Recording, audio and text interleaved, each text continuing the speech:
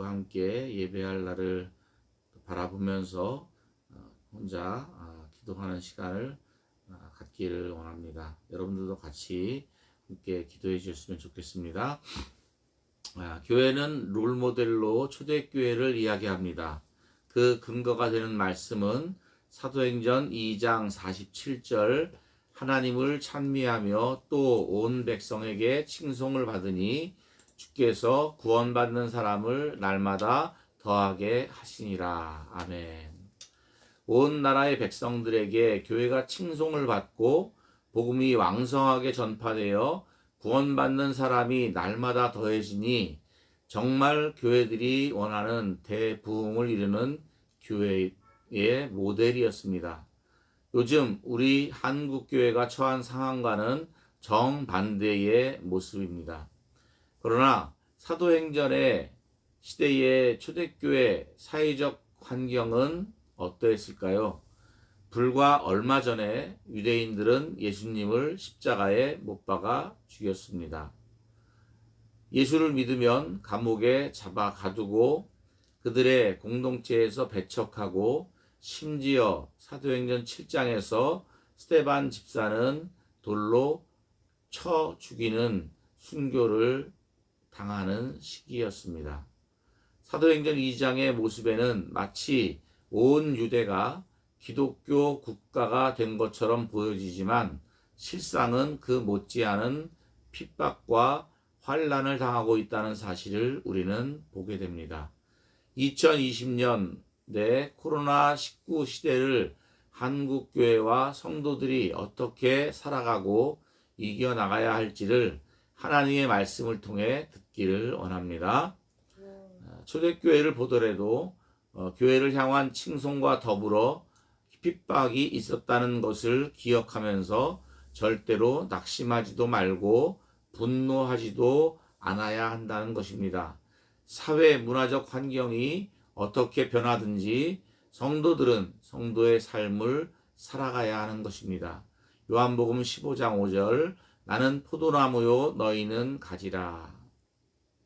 코로나19 시대에 일부 교회와 교회 지도자들에 대한 실망한 사람들이 세상 사람들에게 부끄러워 교회를 떠나겠다, 못 다니겠다 하는 말들을 하고 있습니다. 그러나 그것은 주님이 주신 옳은 생각이 아닙니다. 오늘 봉독한 말씀에 나는 포도나무요 너희는 가지라 라고 말씀하고 계시는데 가지는 포도나무를 떠나는 순간부터 생명력을 잃게 됩니다. 서서히 말라 죽어가는 것입니다. 또한 사람들에게 버림받아 불에 던지워지는 것입니다. 요한복음 15장 5절 후반부에 그가 내 안에 내가 그 안에 거하면 사람이 열매를 많이 맺나니 나를 떠나서는 너희가 아무것도 할 수 없습니다. 성도들은 포도나무이신 예수님께 붙어 있어야만 살 수 있고 열매도 맺게 되는 것입니다. 할렐루야. 우리가 예수님 안에 거하고 우리 안에 예수님이 거하시면 열매를 많이 맺는다고 하셨습니다. 어떠한 어려움이 있어도 예수님을 떠나서는 안 됩니다. 우리가 예수님을 떠나는 순간 우리는 가치 없는 존재가 되고 아무것도 할 수 없는 사람이 되는 것입니다. 주변의 교회의 연약한 지체들에게 예수님 안에 거하기를 권면하시기를 부탁합니다. 예수님 안에 거하는 것이 어떤 것인지 이 번역 성경을 보면 더 명확하게 알 수 있습니다. 공동 번역 개정판에 보면 요한복음 15장 7절 너희가 나를 떠나지 않고 또 내 말을 간직해 둔다면 무슨 소원이든지 구하는 대로 다 이루어질 것이다. 성도들의 삶의 목적은 하나님을 찬양하고 하나님께 영광을 올려드리는 것입니다. 우리가 열매를 맺으면 하나님께서 영광을 받으신다고 하셨습니다. 오늘 봉독한 말씀 8절에 너희가 열매를 많이 맺으면 내 아버지께서 영광을 받을 것이요 너희는 내 제자가 되리라. 아멘. 우리 안에 계신 성령님의 인도하심을 따라 예수님의 말씀을 실천하는 삶을 살게 되면 시절을 쫓아 열매를 많이 맺게 될 것입니다. 열매를 맺게 하시는 분은 하나님이십니다.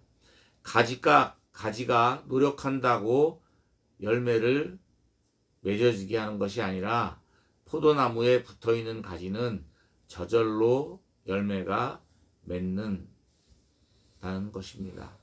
계절이 오면 자연스럽게 열매를 맺게 되어집니다. 이 성령의 열매를 통해 우리 하나님께서 영광을 받으실 것입니다. 그리고 이런 삶을 살아가는 성도들이 예수님의 제자가 된다는 것입니다.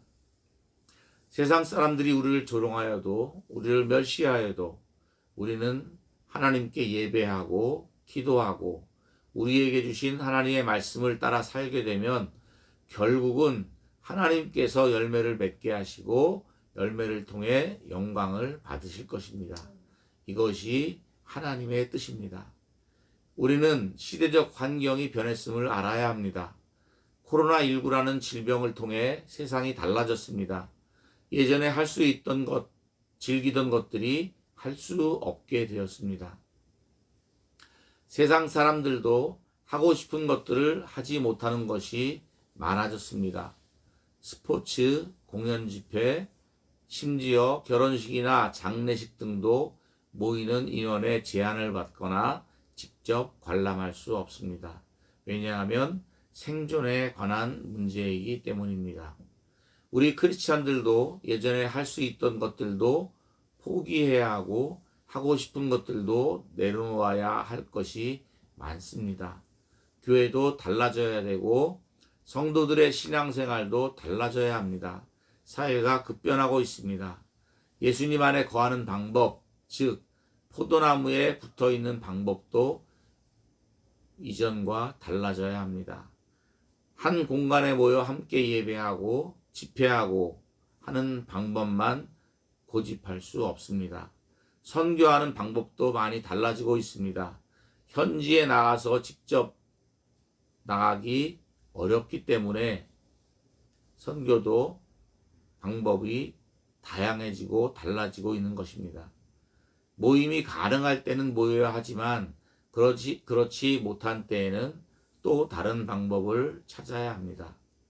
그러나 절대로 놓치지 말아야 하는 것은 예수님께로부터 떨어져서는 안 됩니다.